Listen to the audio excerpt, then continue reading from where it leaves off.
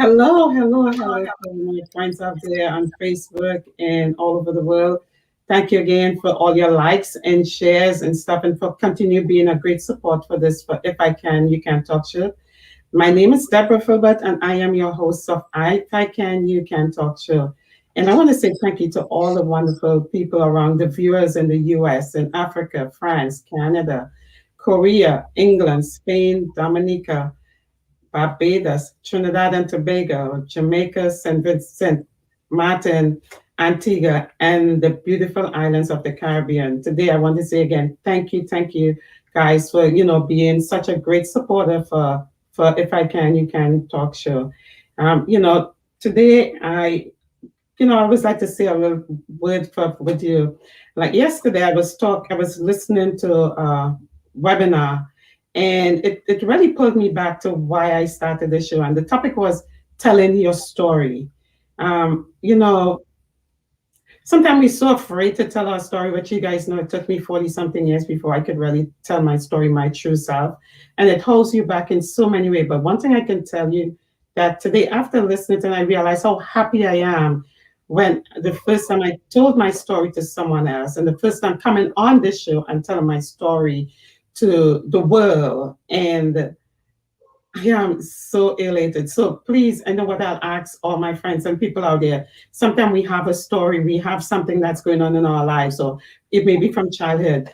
Please don't be afraid to come out and tell someone. Get someone to talk to and just tell your story, because you know what? It is refreshing to know that you got it out there and you can move on with your life and you can do so many things because it blocks you from your great potential in your life. And so again, I want you to go on to Facebook Live and just continue to share. So we are on Facebook Live, we're on YouTube, we're on Imagine Me TV, we're on Amazon Fire, and we are in 50 other states. So I am so excited today that I wanted to, come on. And then let me tell you a little bit about If I Can, You Can. I Can, You Can is a global show which focuses on the many challenges that people have today. And for me, as I said before, it's telling your story. So coming on and telling your story and it helps you to focus, the trauma, but we're going through the traumas we have, it helps us to say, okay, we don't have to keep it in our there and make it fester in our lives. So this is what I Can Talk Show is about. So just remember again, we are on Roku, we are on Imagine Me TV, we are on Amazon Fire, we are on Facebook, and we are also on Imagine Me TV, right? So just remember, just continue to share. Please, guys, go on and share, because today we have a phenomenal guest, and her name is Jill Weinstein, and she is a licensed professional counselor, and she is with the Berman Center here in Atlanta, Georgia. So she'll be coming on in a few, but we're going to go to a quick commercial, and we'll be right back with you. Thank you, guys.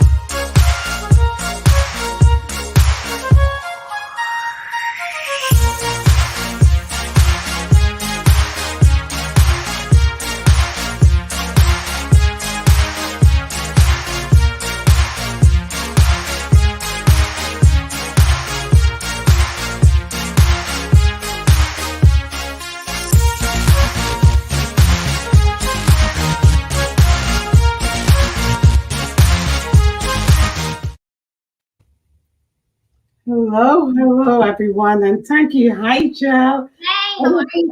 friends and family and people around the world today. Today, my guest is like a family member to me. It's like a best friend. She is, I'm going to give you a little story before Jill comes on. 14 years ago, I decided moving from New York. I just wanted something better. My husband had just passed away, and I had a young daughter. And I had, I came from a corporate world and I came into a world where I always wasn't comfortable with it, but everybody told me I'm good at it.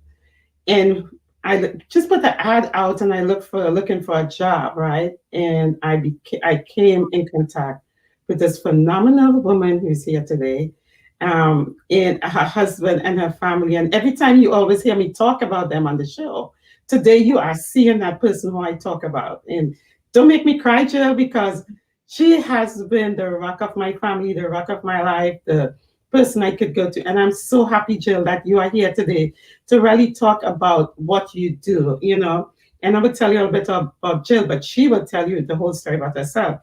She's a licensed professional counselor and certified counselor supervisor. So she's just spent 20 years working with adolescents and family in various therapeutic settings to help those evolve into their best selves. And so, Jill, I want you to tell the whole world more about, one thing I would say when we come on here, tell me your story, tell me about yourself. So just tell me about how you started, become a counselor, what made you become a counselor, and a little bit about what you do. Well, okay. Well, thank you, first of all, for even inviting me on the show. Michael's a little upset that he hasn't gotten invited, but I told him he has no story to tell, so he needs to make something up. Well, I just said that you like me better. But anyway, thank you. I mean, first of all, thank you for what you said, but also thank you for being part of our family, because I wouldn't be able to do what I do without you helping us. So you've given me that ability to live my purpose. So thank you. You're welcome. So I am a licensed professional counselor, and about 2.5, almost 3 years ago, I went to a friend who started the Berman Center. She opened it first for adults struggling with mental health issues as well as substance abuse, and it's an intensive outpatient treatment program. So I went to her and said, what about doing something for adolescents? Because at that time there was nothing for adolescents in Atlanta. So I opened up through her program an intensive outpatient treatment program for adolescents called Evolve. And it's 3 days a week. It's group therapy, individual therapy, and family therapy. And it really stemmed probably, I think I got into becoming a therapist for my own struggles as an adolescent. So now it's sort of, if I can make one adolescent's life a little bit easier and show them that it gets better, that's really my purpose in doing it. And I know you're really great at it, Jill, because I hear your stories and you work with adolescents. So, and next month is Mental Health Month, which I didn't really know. So you are starting off that Mental Health Month, right? So you are the first to start it off. And next month we're going to have another psychologist. Someone is a counselor, psychologist. She's coming on in the middle of May, and she will just take off from where you started. One of the questions I like to ask you, I know especially with COVID, and I have friends right now who have kids are really struggling because, especially with their mental health, and they just going spiral and doing stuff that they shouldn't be doing. They are not happy with where they are today. So I know you have your constant thing. What advice you will give to our audience out there, especially moms, and I invite moms, please continue to go on, share with your friends and family, because this is a great topic. My love is for kids. I don't know why, but I always feel kids and it's nurturing the kids. And I always believe that kids are the future. So if we can get them healed now, they can go on. So can you tell the audience out there a little bit about, what they can do or what they can do to help their kids, especially during this time with mental health? Yeah, so you're right. This time has been a really hard time. So let's figure it's been over a year, and these kids, a lot of them have been quarantined, have given up graduations, isolation camp. Like, it's just been really hard on them. So what I find in my practice that everything has been amplified. So the kids who might have struggled with some mild anxiety and depression, it's just been amplified in the past in the past year. Everything's just more intense, more amplified, and kids are just struggling.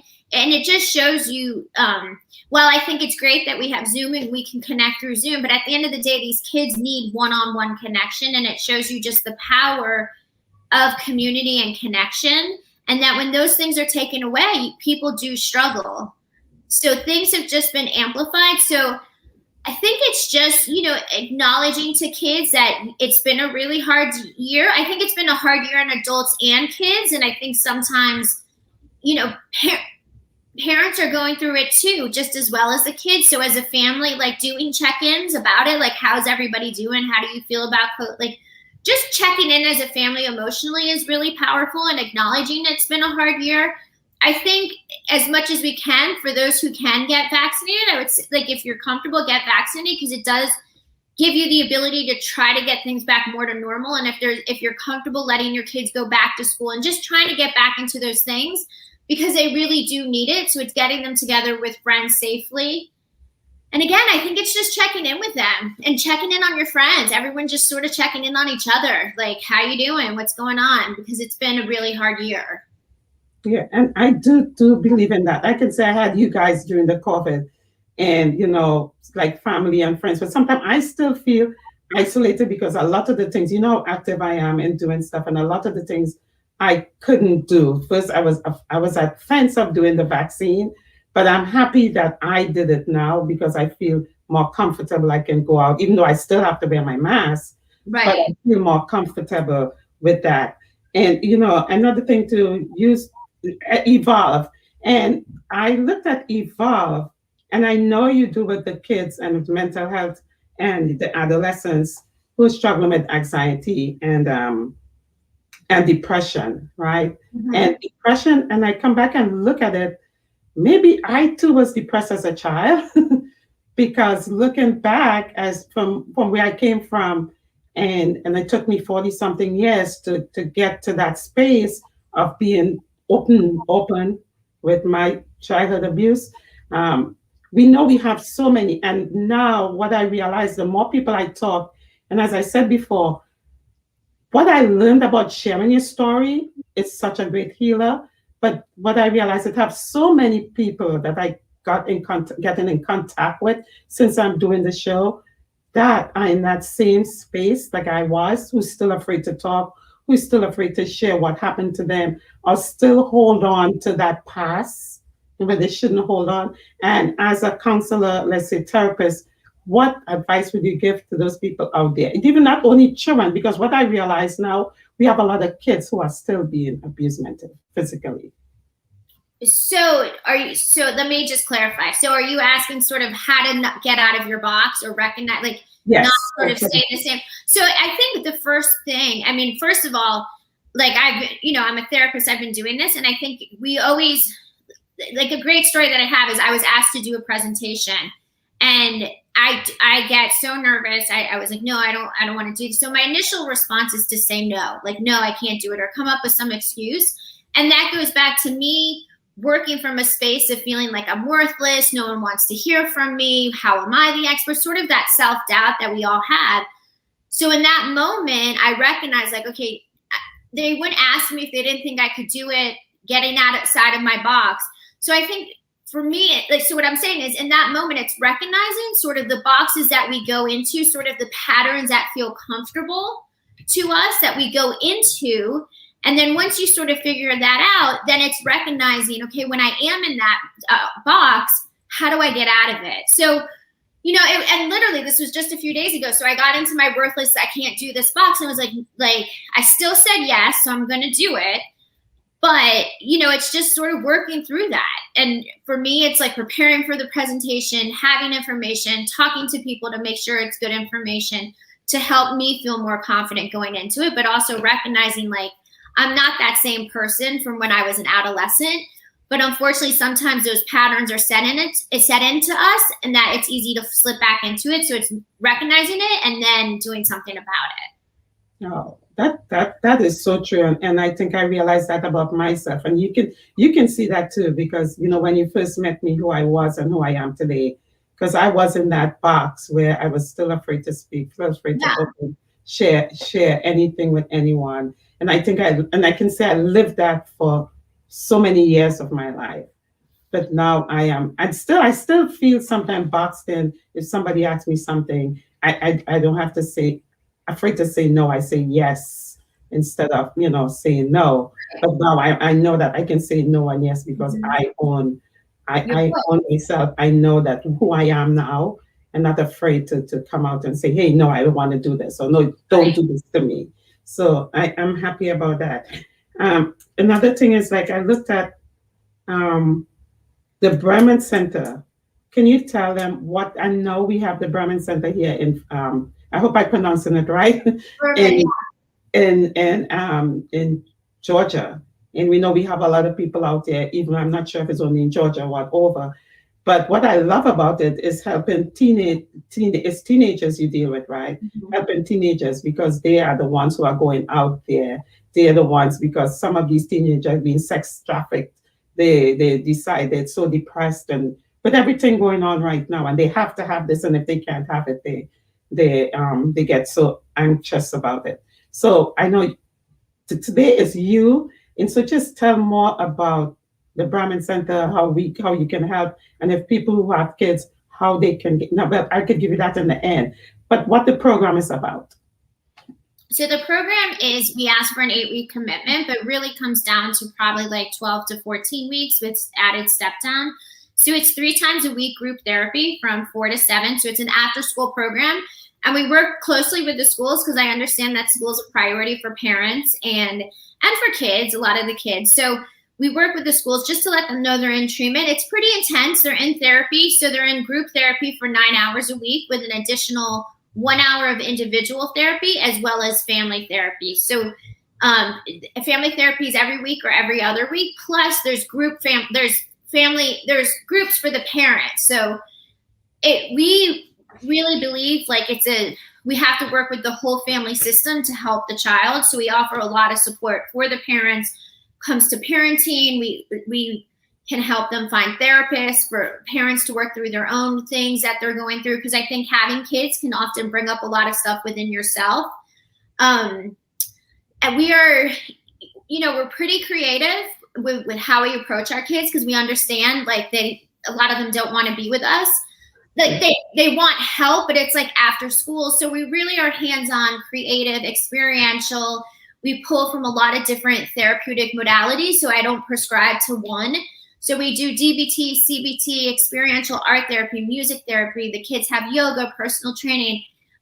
Each week we have a theme of the week. So whatever we think, like there's a curriculum for 14 weeks that but every month we sort of sit down as a treatment team and decide, okay, what activities are we going to do with the kids for this month? And we come up with those activities. It's amazing. It's really what comes down to it for these kids who feel so alone, especially now, and so disconnected, that it provides a space for them to connect to other peers who are struggling as well.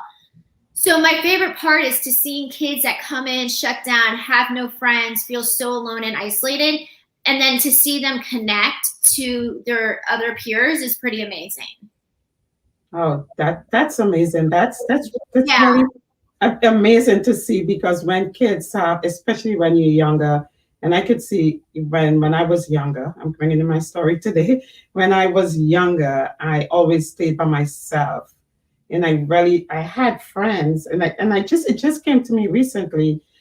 I always had like a weight issue because I think of my self-esteem, and I had a weight issue, and they would call me fatty, and that was something that now I laugh at it.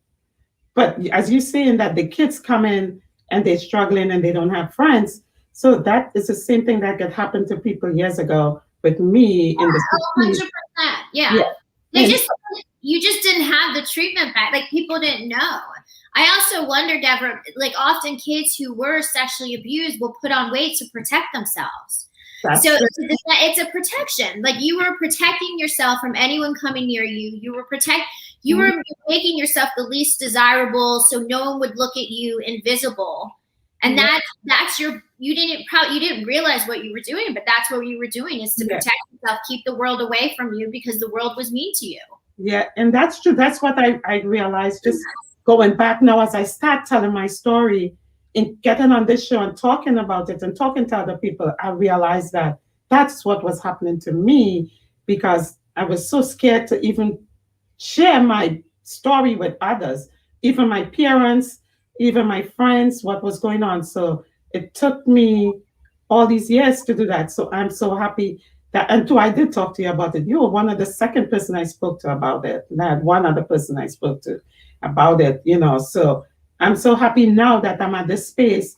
I can talk about it. And even if I know somebody is going through that, I can give them my story, because your story can always help someone else.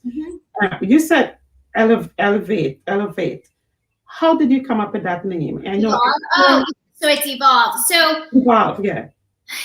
So it's sort of funny. When I was going through my yoga, like, maybe 7 years ago, I remember when I went through yoga.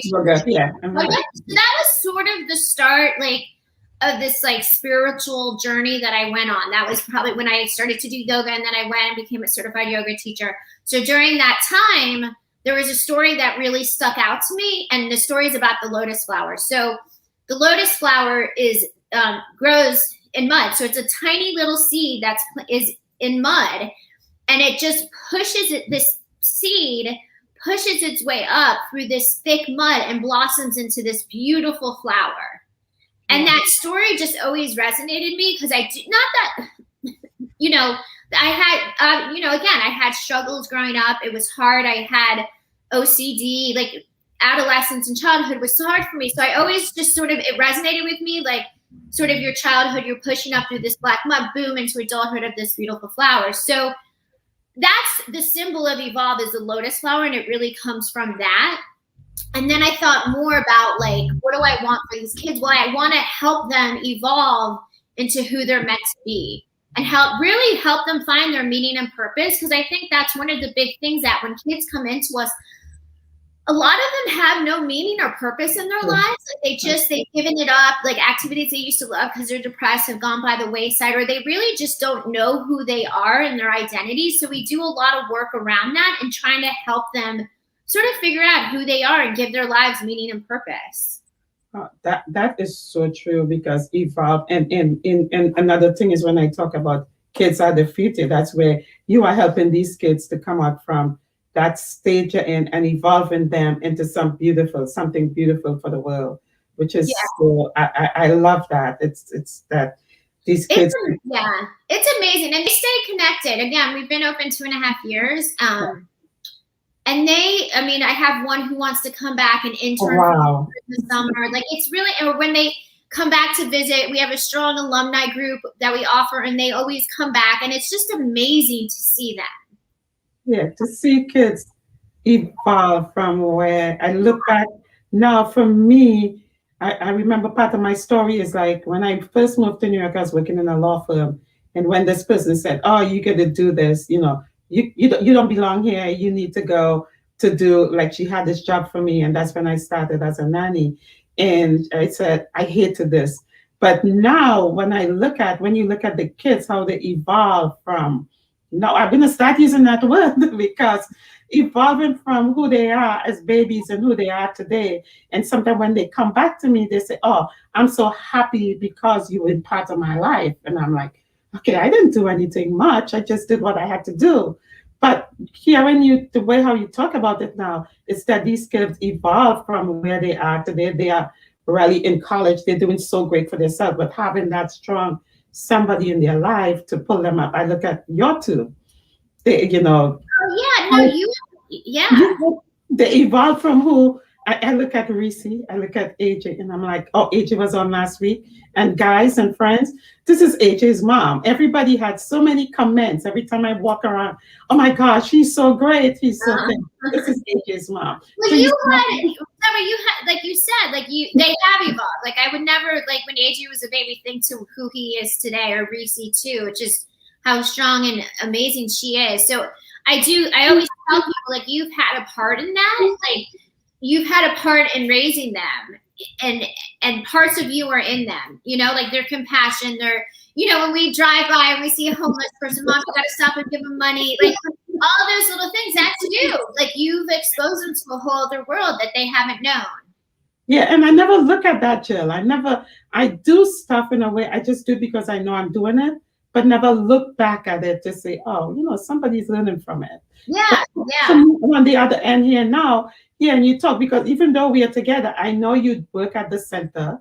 I know you deal with the adolescent kids and depression and stuff. But hearing you explain Evolve now to me, it comes back, bring me back to that years ago when I started this. When I look at AJ, look at Reese, how they evolving. Look at AJ is a businessman. You know, he's a business owner. Reese is evolving in what she loves, you know, gymnastics. So this is so great. And that is part of what we say the mental health come in. If we can get them from a young age to start doing something they love and start being, you know, connected with them and be, and I always say, show them out other than what we have.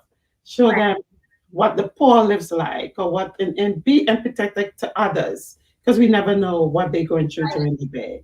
And AJ always walk up to me, oh, Daddy did give this homeless person a person today. And it's like, yeah, I remember when we went to that shelter when Michael wouldn't even was afraid to do it, you know. So all that is like, I am so happy about that. So we're going to take a quick commercial break, and we'll be right back with you again. And our guest today is Jill Weinstein, and she's a licensed professional counselor with the Brahmin Center here in Atlanta, Georgia. And she'll be right back with you. We have a lot more questions we have for you. Remember, if you like and you have any questions, please just put it in the chat, and then we will answer your questions. Thank you, guys.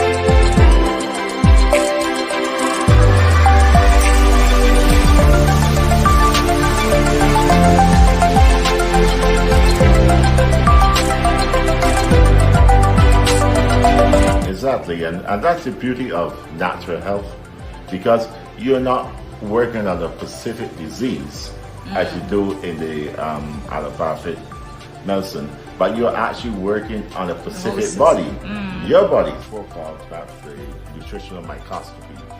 And basically that is an observation of your body. Of course, they're just educational things and not diagnostic things like when you go to your doctor and do your tests. But there are helpful tools to help you to recognize when the body is off. I'm also going to be doing the foot detox therapy. It's a gentle therapy that helps to encourage relaxation in your body and stimulate your excretory channels to release some of their toxins.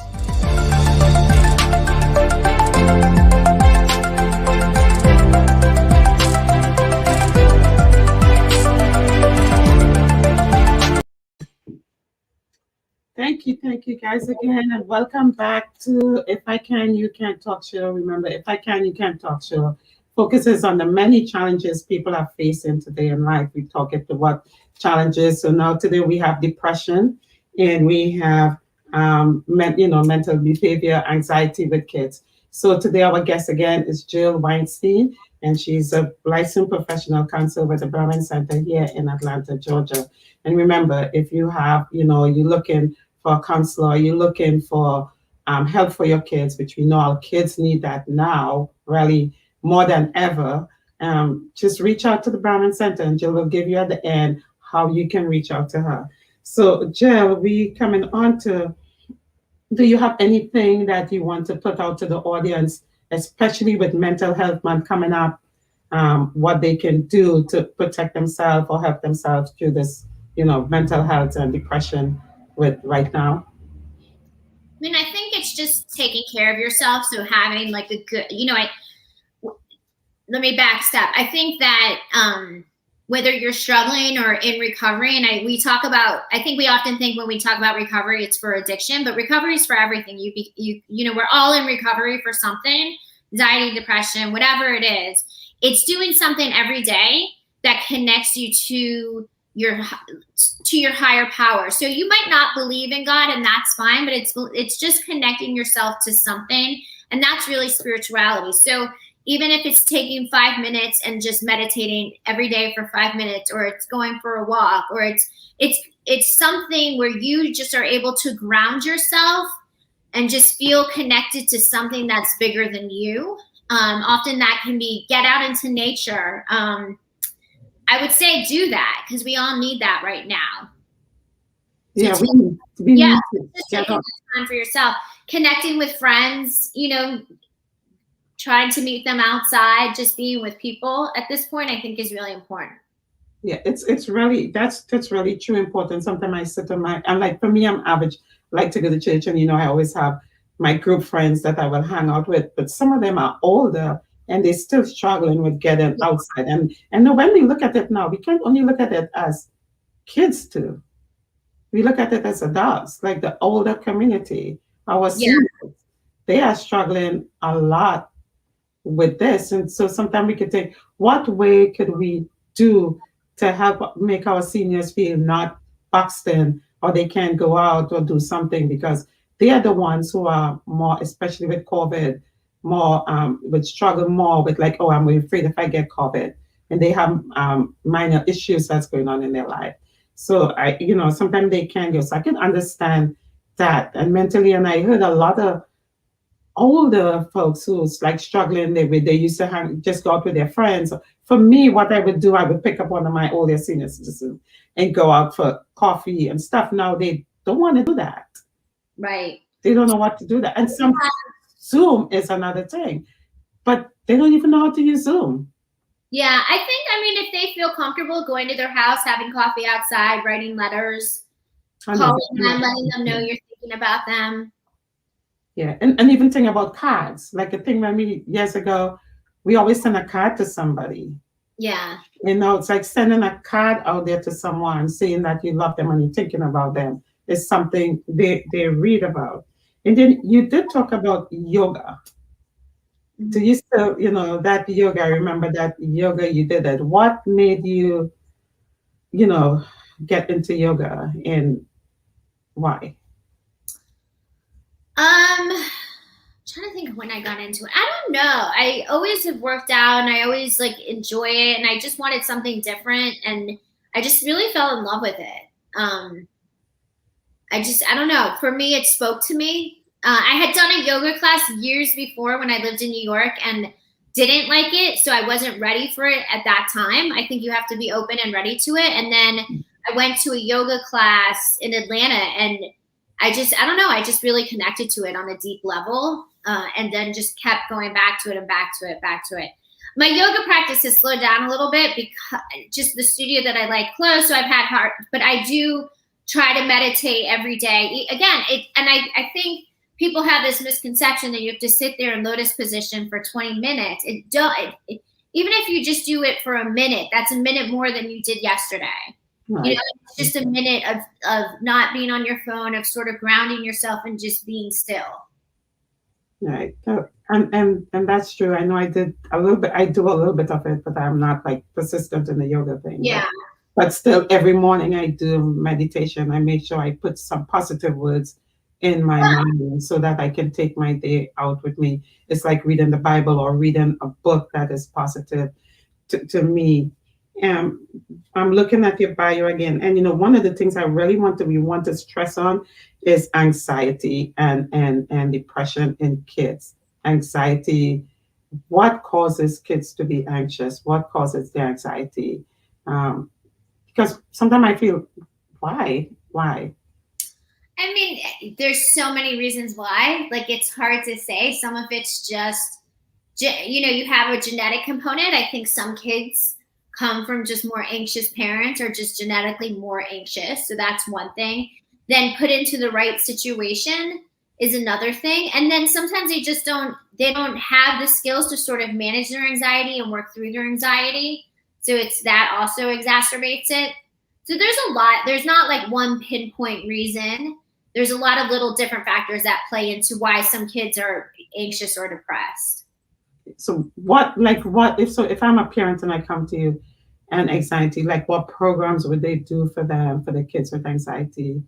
Yeah, and it's hard. Like I'm not a cookie cutter kind of therapist. I think you sort of have to meet the client where they're at. So often with kids, it's in the beginning with a therapist. It's just building that relationship, because that's really the most important thing. Is so the adolescent trusts you, and then from there, there's different skills that you can teach them. I mean, sometimes it's even helping them recognize their anxiety, what triggers their anxiety, what anxiety feels like in their body, just becoming overall more aware about it, because sometimes they don't even realize what is going on. And then from that, it's just teaching them some skills to put into their lives to help them manage their anxiety. Okay. But I notice a lot of parents have their kids on medication for anxiety. Mm-hmm. Is that recommended, or it's case by case basis? I mean, for some kids, often when they come to me, they're at a higher level of care, and medication, there's like different pieces to the puzzle. So medication is one piece that can be really helpful for some kids. It really, I look at medication as just a tool in the whole therapy program. So therefore it helps.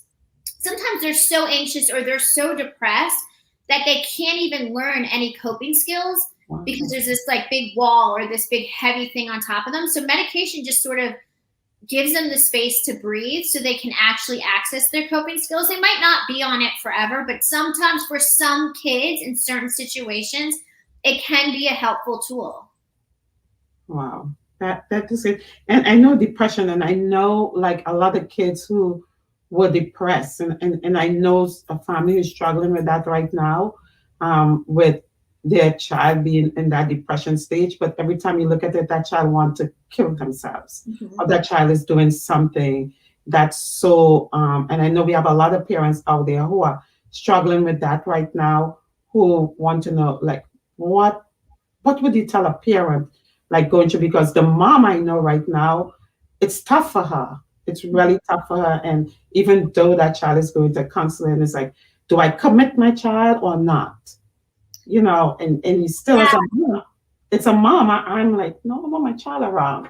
So we have parents out there who are struggling with that notion of what should I do?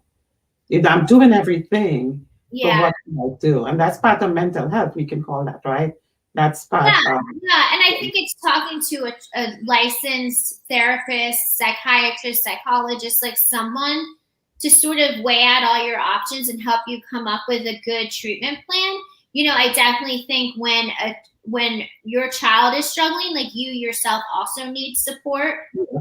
And whether it's, again, having your own therapist to help you walk through the process or what's coming up for you, it's having your own support as well. And they have siblings too. So now the siblings are being, what do we do? The siblings do go for counseling too? Or, sometimes. Siblings are affected. They're living in the house. Like, they're affected with the whole system. So I would say, definitely, like, they might need, the whole family might need their own therapist. I know, right? And support. Clearly, if she, if this person's suicidal and struggling, you want to make sure that they're safe, because to me, safety is the most important thing. So whether what that looks like, but that's where they would need to talk to they would need to talk to a licensed person to really get this child assessed to see what is it they need. Yeah.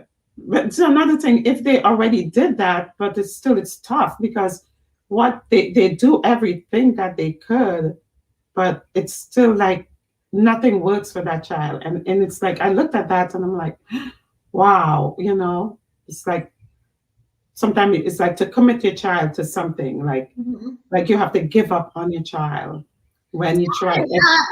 I think if you look at it as giving up, then it feels like it's giving up. But could you look at it like my child's not safe, that they need to be in a safe space? Mm-hmm. So they don't actually kill themselves. So they need a safe space. And, I think hospitalizing a child is really traumatic.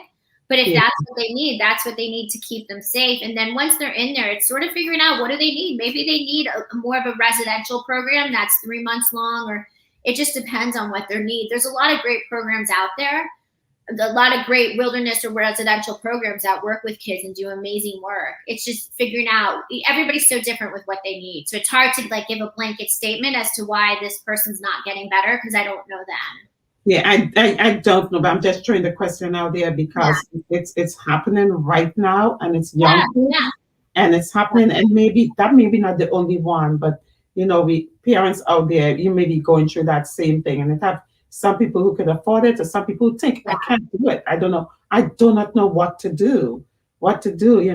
Especially some people don't have the insurances to really thing, and it have programs out there. They can't do. They don't even know where the program is. It's hard.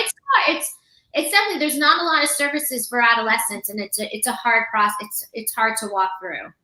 Yeah, and I commend you for what you're doing for the adolescents. Yeah, so many adolescents. As an adolescent, we struggle because we're coming from that part of our life where we were pampered by our parents all the time, and now we're going into a different part of our life where eventually we're gonna have to go on our own. And we feel that we are adults now, but we still have to listen to our parents, and now we listen to our friends. So we get to our friends like, oh, my friend is doing this, I can do it too. Or my friend, I remember when I was growing up, all my friends around me smoked marijuana, but I didn't do it, but my friends did it.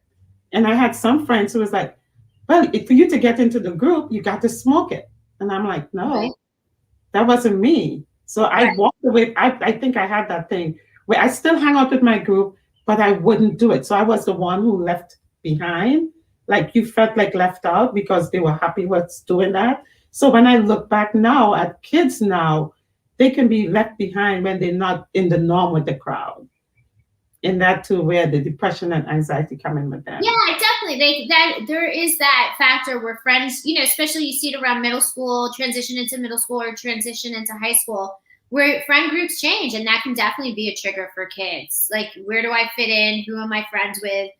I'm not into what my friends are doing. So that's where, again, it's really important to try to help your child sort of explore different passions and help them find something that they can connect to other kids, whether it's through clubs, music, after school activities, like whatever it is to help connect them. Yeah. And now when I look out here, the kids doesn't have a lot of after school activities, especially, I'm a sticker for the less fortunate. And the less fortunate is the ones who do not have a lot of activities for these kids to go to. So sometimes when I go to the trailer park, or we go out and do lunches, or we go out and give the food to these kids, we do that service every Saturday with the Imagine Me TV. They do a lunch every week, boxes of food to family. But when you go out there and you see these kids, and what could we do to have these kids have the same thing that the kids who can afford it, to help them too? Because sometimes I speak to the mothers, and when I realize where the mothers came from, the kids are going back into that same cycle. Yeah, you're right. I mean, I don't know after school programs like free or free reduced. You just have to do research, but it is hard. Because you look around it, they hardly have any. Yeah. It hardly has any for kids. And that's why some of the kids end up going back, like now with all the killings, kids getting shot just for want, just maybe they have something wrong or they did something wrong, and they're just going to survival mode. So they're just doing what they know. Right. And so if we have programs, I was always saying my kids were fortunate that we lived in New York, and I always find a program for them to do. But in some other states doesn't have any programs for these kids. Nothing that they can do to motivate themselves or take them out of the space they're in right now. So maybe out there we can always form a group, form an organization that we can help, especially now with Mental Health Month, go on and help these kids go out into the neighborhood. We have all these parks, trailer parks. When you go in and you see how these kids live, if we can help one or help two, Yeah. like come together and help one or two, at least we're saving them from going into that same cycle, what they go through. And I'm looking at what you have. So I know we can't we talked about too much of a thing. And so some of you have that the therapies that you did, the rapid resolution. What's that about? The rapid resolution. It's a form of trauma therapy. It's just a different technique of trauma therapy. Oh, okay. In the, I know you had so much as a positive psychic. So you did talk about all the therapeutic stuff that you do. So is there anything else that you do that you want to tell us out there? Anything? I know you were that mental health, and you have been in this for 20 years. So, if anything, because what I want the audience to know is that it has help out there. It has people who can help them. And just even if they go back as parents and listen to this, they too can take little tidbits of what you teaching them here today and take it to help themselves if they can't afford it. Yeah, I think as parents, it's just checking in on your kids. It's just asking them, like, how you doing? How you feeling? Just taking, I know we're all busy and working, and when you come home, sometimes you're exhausted, but it's taking even just 5 minutes to just check in on your kids, whether it's like, hey, on a scale of 1 to 10, 1 being horrible, 10 being amazing, like, where are you today? And I think, it's really important to have family meals. I think that's huge because that's a great time to connect with your family. And that's where you can sort of just check in on them. How's everyone doing? And I also think as parents, it's being, you don't tell your kids every issue that's going on with you, but also for them to see you like, yeah, today was a rough day at work and this is what I did and this is how I handled it. It's sort of modeling your own emotional regulation is how then your kids learn how to emotionally regulate. So if you struggle with that, your kids are going to struggle with it. With that, yeah. Mm-hmm. Because right now, as you said that, a lot of kids, I remember we growing up as kids, one of our things growing up in the island, we had breakfast together. We come back, we get back from school, we had lunch together, because in the islands we had lunch. What we have for dinner out here, we had lunch. Yeah. Right? But even though we had to walk from school, we had like an hour lunch or what, but we sat at that table and had that meal a lunch. And the evening time we call it supper, but not supper, we call it tea. So we would have like more lighter meals. But on a Sunday, on a Saturday, that's one thing that no matter where you are, you have to come back home. You have to get at that table and everybody sit and have lunch. Now, a lot of parents don't do that. Yeah, it's really important. I mean, it is like the family meals, being together as a family, enjoying each other. It's really important. I mean, I think probably now that's the benefit of COVID. We've probably had so many family meals together because you're home stuck. So that, I mean, I think that's the benefit. And I think parents have probably connected with their kids more than ever because they've been home.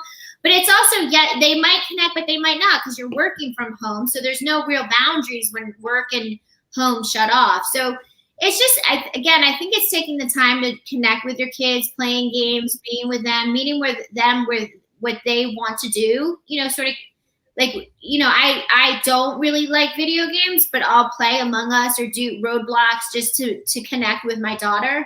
Again, AJ, it's going to But you know what? He's the one who's going to get us that big check, and he's going to take us around the world.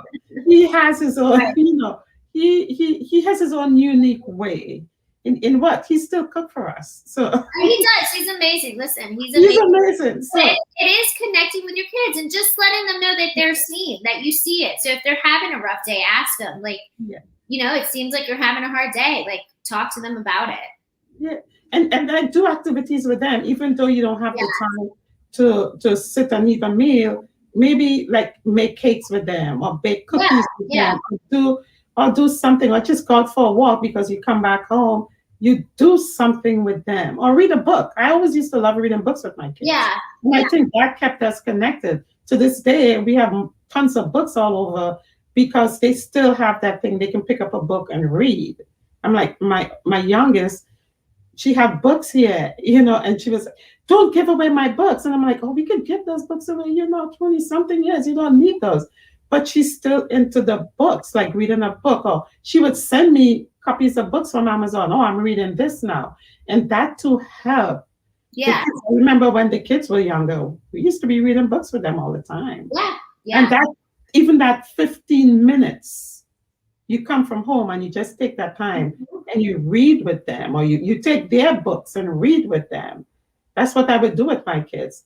That's when I realized my son had dyslexia. I took the book and started reading with them. So I would read the book and have him read a chapter, and I realized he couldn't do it. So it's a lot of these things to help your kids. Just doing one little activity. If you can't do lunch, because I know in this time parents have to work. Right. We have to work and it's not like when I worked in the islands, I had time. I had 6 months maternity leave. Moms don't have that now. I had a year of maternity leave. They don't have that now. Because 6 weeks, then you back out. Right. And then you give your child to someone else. And during the COVID time, what I realized that a lot of kids, even though their parents are home, the communication still wasn't there. Yeah. And some of the kids were being molested during that COVID because they're not used to be, even parents saying, that I think I heard like 2 people who talked to me already that their marriage broke up during COVID. Yeah. Yeah. So it's like we didn't have that communication before. Now it's worse because we just go out and come back to the house. Right. And not even talk to our kids.